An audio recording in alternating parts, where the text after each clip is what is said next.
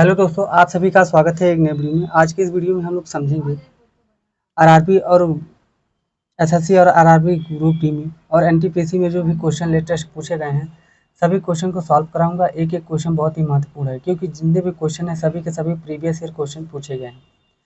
यहाँ पर देखिए पहला क्वेश्चन है। यहाँ पर पहला क्वेश्चन है कि दो संख्याओं का महत्तम समापवर्तक 4 है और उनका लघुत्तम समापवर्तक 150 है। अगर इनमें से एक संख्या 25 है तो अन्य संख्या ज्ञात कीजिए, जो कि आरआरबी एनटीपीसी का पीवाईक्यू क्वेश्चन है। इस क्वेश्चन को कैसे किया जाता है, आइए हम इस वीडियो में समझेंगे। तो यहाँ पर सबसे पहले हम क्या जानेंगे, एचसीएफ कितना दिया गया है। तो यहाँ पर हम लिख लेते हैं एचसीएफ बराबर हमको दिया गया है 4। लघुत्तम समापवर्तक बराबर 4 दिया गया है। और यहाँ पर देखिए उनका लघुत्तम समापवर्तक यानी कि एलसीएम कितना दिया गया है, एलसीएम दिया गया है 150। ठीक है। अब यहाँ पर क्या करना है, देखिए पहली संख्या यानी दो संख्याओं का जो महत्तम, यानी कि दो संख्या होती हैं, जो कि एक संख्या ए होती है और एक संख्या बी होती है ना। तो यहाँ पर देखिए पहला संख्या जो दिया गया है, पहला संख्या यहाँ पर देखिए दिया गया है 25 है। ठीक है, यहाँ पे एक संख्या 25 है, तो दूसरी संख्या ज्ञात करना है। देखिए संख्याओं का गुणनफल बराबर होता है एचसीएफ इंटू एलसीएम। तो संख्या क्या है, संख्या ए इंटू बी है। ठीक है, यहाँ पे एचसीएफ हो जाएगा और एलसीएम का गुणनफल हो जाएगा। ठीक है, एचसीएफ और एलसीएम का गुणनफल। तो यहाँ पर पहला संख्या जो दिया गया है 25 हम लिख लेते हैं, इंटू दूसरी संख्या नहीं दिया गया है तो इसको हम यहाँ पर लिख लेते हैं बराबर। यहाँ पे एलसीएम यहाँ पर देखिए एलसीएम, ठीक है, यहाँ पे 150 दिया गया है, तो यहाँ पर हम 150 लिख लेते हैं और यहाँ पर इंटू कर लेते हैं। एचसीएफ जो है 4 दिया गया है, यहाँ पर एचसीएफ लिख लेते हैं। अब हम यहाँ पे बी का मान निकालेंगे तो 25 इसके बटा में आ जाएगा। आइए हम आगे इसको करके देखते हैं। तो यहाँ पर अब हो जाएगा बी बराबर, ठीक है, बी बराबर हो जाएगा यहाँ पर 150 और यहाँ पर इंटू 4 और बटे में क्या हो जाएगा, बटे में हो जाएगा 25। तो अगर हम 25 से कट करेंगे 150 तो 25 छक्का 150 हो जाएगा, यानी कि यहाँ पर हो जाएगा 6 और इंटू 4, 6 चौक 24, यानी कि जो 24 आ गया ये हो जाएगा राइट आंसर। ठीक है, 24 जो है राइट आंसर हो जाएगा। देखिए ये 24 राइट आंसर है, तो ये 24 आप सभी का आंसर हो जाएगा। तो यहाँ पर ऑप्शन नंबर डी बिल्कुल करेक्ट हो जाएगा। यहाँ पे ऑप्शन नंबर डी बिल्कुल करेक्ट हो जाएगा। यहाँ पर ऑप्शन नंबर डी बिल्कुल करेक्ट हो जाएगा। ठीक है,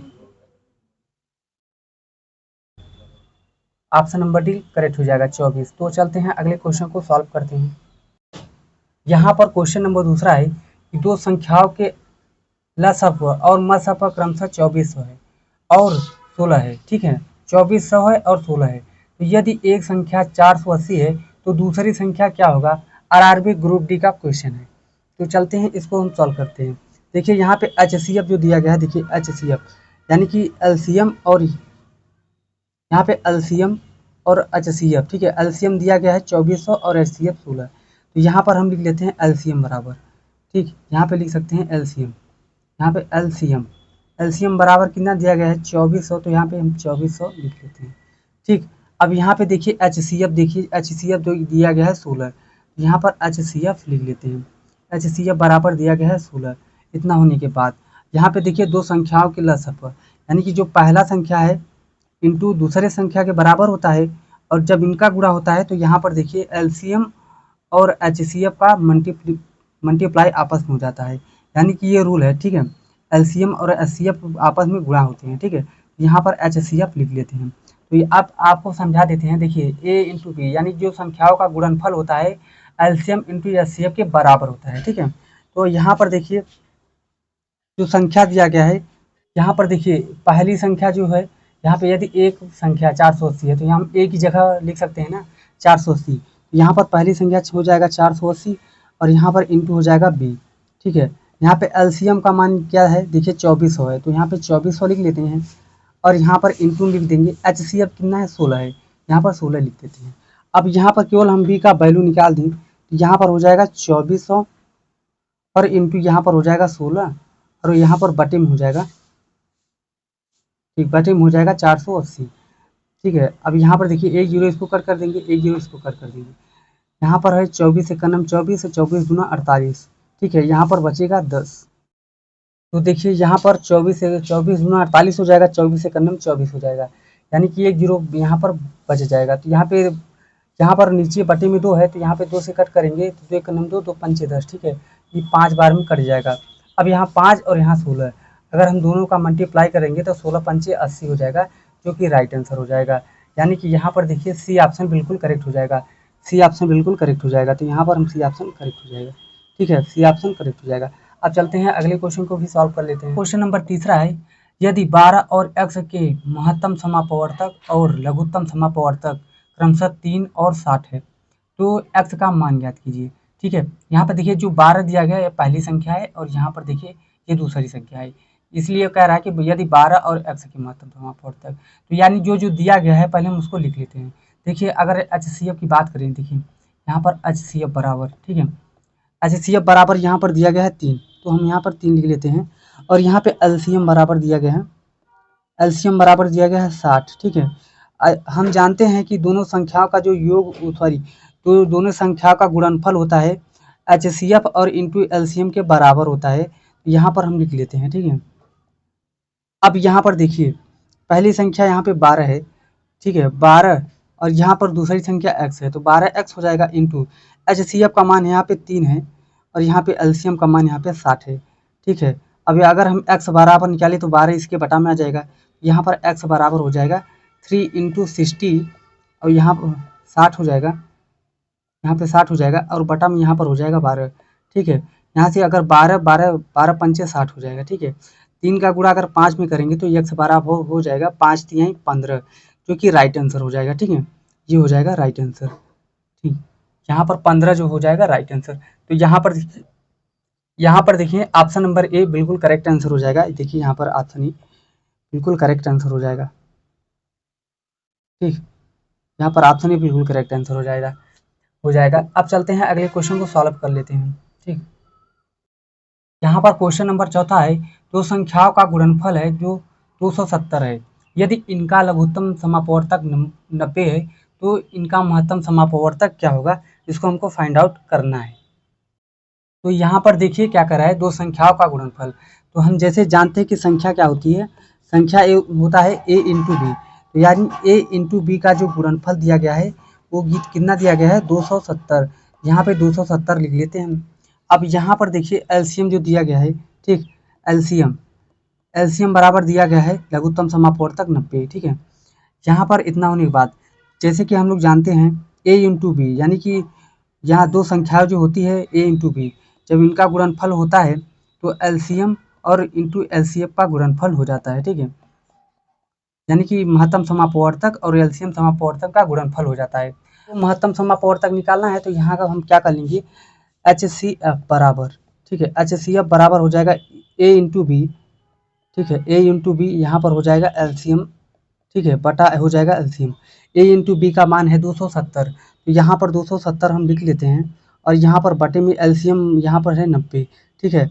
इसको हम जब दोनों को कट करेंगे ना, यहाँ पर 3 बार में कट हो जाएगा, यहाँ पे HCF बराबर हम लिख सकते हैं 3 आ गया, ठीक है, ये हो जाएगा राइट आंसर, ठीक है, HCF बराबर 3, तो ये पहला ऑप्शन बिल्कुल करेक्ट हो जाएगा, ठीक है, पहला ऑप्शन बिल्कुल करेक्ट हो जाएगा।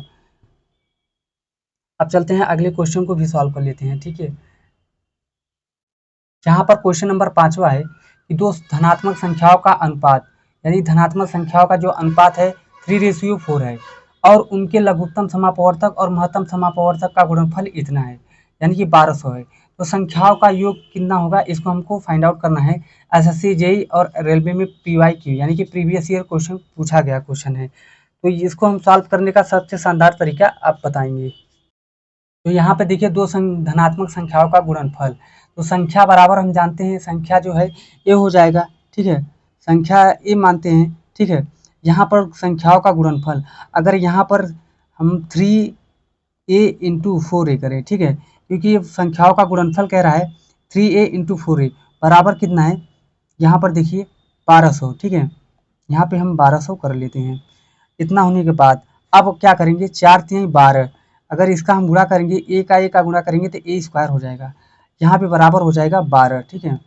अगर हम इसको कट करेंगे 12 एक नम 12 कट हो जाएगा, यहाँ पर 100 हो जाएगा। ठीक है, अगर यहाँ पे ए स्क्वायर है, केवल ए बराबर निकालेंगे तो यहाँ पर 10 हो जाएगा, यानी कि जो संख्या आया है वो 10 हो गया। ठीक है, अब यहाँ पर क्या करेंगे, सम करेंगे दोनों का योग, धनात्मक संख्याओं का अनुपात का योग। ठीक है, देखिए संख्याओं का योग क्या होगा, यानी कि इन दोनों संख्याओं का जो योग है उसका क्या होगा। देखिए संख्या हम क्या माने हैं, 3a इंटू 4a, तो यहाँ पर हम लिख लेंगे सम। ठीक है, सम बराबर यानी कि संख्याओं का योग, यहाँ पर संख्याओं का योग हम जानते हैं 3a, यहाँ पर लिखे हैं संख्या माने हैं 3a, यहाँ पे प्लस का हो जाएगा 4a। ठीक है, यहाँ पे 4 3 7 है, 7 लिख लेंगे, इंटू ए का मान यहाँ पर 10 है, तो यहाँ पर इंटू में हम 10 कर लेंगे। ठीक है, यहाँ पर इंटू में है, यहाँ पर 10 कर लेंगे। अब यहाँ पर बराबर हो जाएगा 10 7 70। ठीक है, 70 जो हो जाएगा राइट आंसर, यानी कि डी ऑप्शन बिल्कुल करेक्ट हो जाएगा। ठीक है, डी ऑप्शन करेक्ट हो जाएगा। ये रहा क्वेश्चन नंबर 5वां। अब चलते हैं क्वेश्चन नंबर नेक्स्ट और लास्ट क्वेश्चन करते हैं। बहुत ही मज़ेदार क्वेश्चन है, आप लोग जरूर इसको देखिएगा और प्रैक्टिस करिएगा। अगले क्वेश्चन चलते हैं, सॉल्व करते हैं। क्वेश्चन नंबर 6वां है कि दो धनात्मक संख्याओं का अनुपात जो है 5:4 है और उनके लघुत्तम समापवर्तक और महत्तम समापवर्तक का गुणनफल 18,000 है, तो दोनों संख्याओं का योग क्या होगा। यूपीएसआई और आरआरबी ग्रुप डी में पूछा गया क्वेश्चन है। तो हम जानते हैं, देखिए यहाँ पर संख्या जो है 5x हो जाएगा, 5x इंटू का 4x, यहाँ पर 4x हो जाएगा, यानी कि कह रहा है कि दोनों का जो गुणनफल है वो 18,000 के लगभग है। तो यहाँ पर हम क्या कर लेंगे, 5x इंटू का 4x कर लेंगे, जैसा कि पहले क्वेश्चन में हमने किया है। ठीक है, इसका जो गुणनफल है, देखिए यहाँ पे महत्तम समापवर्तक और लघुत्तम समापवर्तक का गुणनफल 18,000 है, तो यहाँ पर हम 18,000 लिख लेते हैं। ठीक है, अब इसका गुणा कर देंगे आपस में, तो 5 चौके 20 हो जाएगा और यहाँ पे x का गुणा x में होगा तो x स्क्वायर हो जाएगा। अब यहाँ पे इतना होने के बाद यहाँ पर है 18,000, तो हम 18,000 लिख लेते हैं। अगर हम यहाँ पे 1 जीरो कट करें तो यहाँ पर भी 1 जीरो कट हो जाएगा।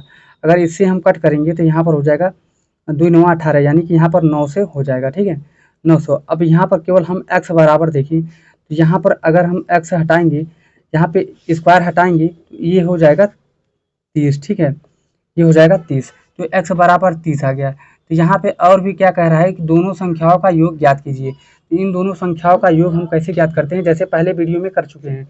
यहाँ पर सम लिख देंगे, देखिए सॉरी, यहाँ पर सम लिख देंगे। ठीक है, सम यानी कि दोनों संख्याओं, यहाँ पे हो जाएगा 5x और यहाँ पे हो जाएगा प्लस का 4x। ठीक है, दोनों संख्याओं का जो योग होगा वो कितना होगा, तो यहाँ पे 5 चौक, यहाँ पे हो जाएगा 5 4 9 और यहाँ पर इंटू में हो जाएगा 30। ठीक है, x का मान जो होगा 30 हो जाएगा। ठीक है, तो यहाँ पर हम लिख लेते हैं, तो यहाँ पर हो जाएगा 9 त्रिक 27, यानी कि 270 जो होगा राइट आंसर हो जाएगा। यहाँ पे देखिए 270 राइट आंसर हो जाएगा। यहाँ पर सी ऑप्शन बिल्कुल करेक्ट हो जाएगा। ठीक है, सी ऑप्शन बिल्कुल करेक्ट हो जाएगा, ये सी ऑप्शन करेक्ट हो जाएगा। अब यहाँ पर आज की क्लास में बस इतना ही, मिलेंगे नेक्स्ट वीडियो में। और अपनी पढ़ाई को अच्छे तरीके से करते रहना, क्योंकि एनटीपीसी का एग्ज़ाम आने वाला है। ठीक है, आ ही गया है लगभग, तो अपनी पढ़ाई हमेशा आप करते रहिएगा। और मिलेंगे नेक्स्ट वीडियो में। नेक्स्ट वीडियो के लिए हमारे चैनल को जरूर आप सब्सक्राइब करिएगा। चलते हैं, नेक्स्ट वीडियो में मिलेंगे।